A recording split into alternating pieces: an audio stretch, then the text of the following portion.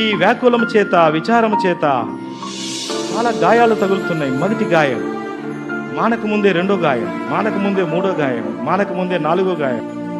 గాయాలంటే ఏదో కత్తిపోట్లు, రక్తపాతం కాదు, పాపం, మత్సరం, మరకం, కరలు, ఇవే గాయాలు.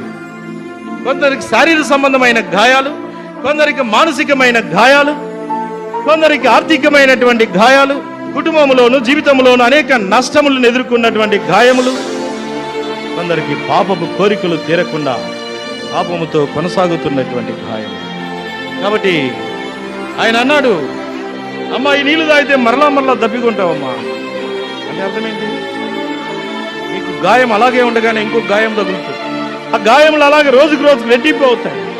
చివరికి ఆ గాయములన్నీ ఒకటై నడినెత్తి నుండి అరికాల వరకు స్వస్థత లేకుండా పిండబడక, మెతన చేయబడక ఒకరోజు నిన్ను మరణం కొనిపోతుంది. కాబట్టి ఇప్పుడే నీ విచారణకి, నీ చింతకు, నీ వ్యాకులమునకు ముగింపు పలుకు.